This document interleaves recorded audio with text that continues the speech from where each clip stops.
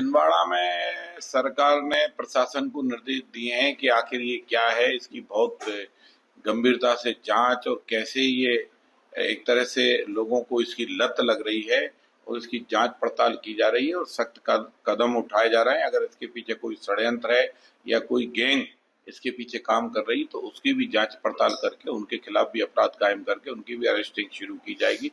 वहाँ मेडिकलों को भी निर्देश दिए गए हैं कि इस तरह की कोई दवा है तो उस पर थोड़ा सा अंकुश लगाएं और प्रशासनिक टीम सतर्कता से वहां पर काम कर रही है। वहां भी जो घटना घटित हुई है वो दर्दनाक है।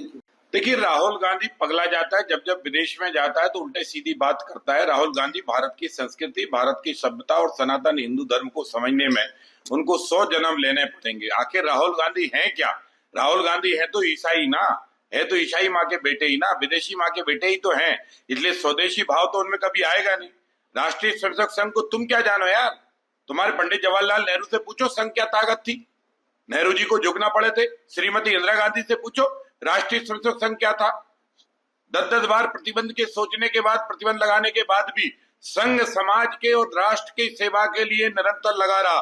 संघ के मन में, संघ के कार्यकर्ता के मन में, संघ के विचार के मन में न किसी दल के प्रति ईर्षा है, न किसी व्यक्ति के प्रति ईर्षा है, न किसी समाज के प्रति ईर्षा है। संघ का केवल संकल्प है तो हिंदुस्तान को खड़ा करना, राष्ट्र को परम वैभव पर ले जाना, भारत की सेना को ताकतवर बनाना, भारतीय नौजवानों के अंदर, भारतीय नागरिकों के अंदर स्वदेशी भाव पैदा करना। अरे राहुल गांधी, पूछना है तो अपनी मनमोहन सिंह की सरकार जो तेरी माँ की अध्यक्षता में चल रही, श्रीमती सोनिया गांधी जी की, मैं उनसे पूछ। 26/11 के हमला में तुम्हारे ही गृह मंत्री पी चिदम्बरम ने अभी 2 दिन पहले ही कहा है कि हाँ, हम पाकिस्तान पे हमला करना चाहते थे पर मनमोहन सिंह की सरकार और सोनिया गांधी जी के दबाव के कारण हम हमला नहीं कर पाए, हम अमेरिका के दबाव में हमला नहीं कर पाए। कायरों का व्यवहार तो कांग्रेसी तुम करते हो, हिंदुस्तानियों को धोखा तो कांग्रेसी तुम देते हो। तुम्हारे ही पूर्वज के कारण देश विभाजन हुआ और पाकिस्तान का निर्माण हुआ। आपके ही कारण चाइना को मानसरोवर चला गया। आपके ही पूर्वजों ने एक नहीं 100 घात किए हैं देश के साथ। माफी मांगना है तो राहुल गांधी तुम और तुम्हारा खानदान हिंदुस्तान से माफी मांगो। ये देश ने तुमको सब कुछ दिया पर कांग्रेस ने और नेहरू और गांधी खानदान ने देश को जब भी दिए केवल घाव दिए, दर्द दिया और दिया तो केवल विश्वासघात दिया। इसलिए विश्वासघाती राहुल गांधी, माफी मांगो देश से तो ज्यादा बेहतर होगा। संघ को समझने के लिए तुम्हें 100 जन्म लेने होंगे राहुल गांधी, तो भी तुम संघ को नहीं समझ पाओगे। जिस संघ के मन में, व्यवहार में, कर्म में तेरा वैभव अमर रहे माँ, हम दिन चार रहे न रहे, ये संकल्प है, उसको वही समझ सकता है जो राष्ट्रीय भावना से ओतप्रोत हो। लोकतंत्र पे सवाल।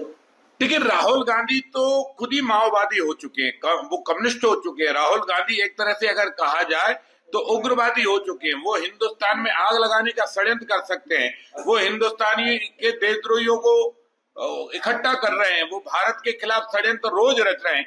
इसलिए राहुल गांधी जी से कोई उम्मीद नहीं की जा सकती कि वो लोकतंत्र के रक्षक बनेंगे, वो लोकतंत्र की बात करेंगे, वो लोकतंत्र का सम्मान करेंगे। राहुल गांधी जी जब भी बात करेंगे तो हिंदुस्तान और लोकतंत्र के खिलाफ भी बात करेंगे। पर राहुल गांधी जैसे बहुत आए और बहुत चले गए, फिर भी हिंदुस्तान का कोई बाल वाका नहीं कर सका। ये देश शहीदों के खून से अपनी इमारत को लिखकर खड़ा हुआ है। ये देश आज भी भगत सिंह, चंद्रशेखर आजाद, राम प्रसाद बिस्मिल, खुदीराम बोस, अशफाक उल्ला खां, अब्दुल हमीद, नेताजी सुभाष चंद्र बोस, झांसी की रानी लक्ष्मीबाई, तात्या टोपे, स्वतंत्र वीर सावरकर जैसे महापुरुषों के खून से ये देश तैयार हुआ है। बापू के राम राज को लेकर ये देश चलता है। राहुल गांधी की ईर्षा इस देश में काम नहीं आएगी। राहुल गांधी 100 बार सोचो तुम लोकतंत्र को तोड़ दो, 100 बार सोचो तुम देश में आग लगा दो, पर तुम्हारे मंसूबे कामयाब नहीं होंगे। कामयाब होगा तो भारत का तिरंगा जो दुनिया पर फहराएगा। धन्यवाद।